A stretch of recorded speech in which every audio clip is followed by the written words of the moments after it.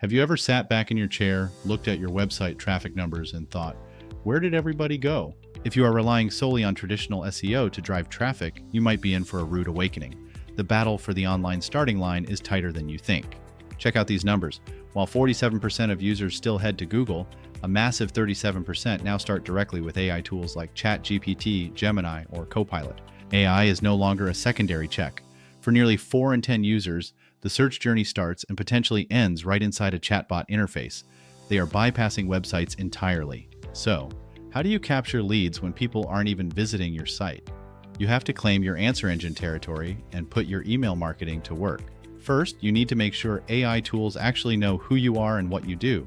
Use schema markup on your website and provide clear, direct answers to common industry questions.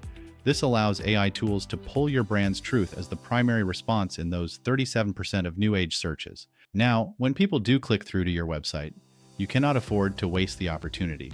Remember, 96% of visitors coming to your website are not ready to buy right away.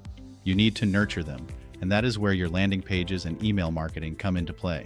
Think of it like a bank account. Offer a compelling opt-in incentive, then use automation to build a relationship and establish trust.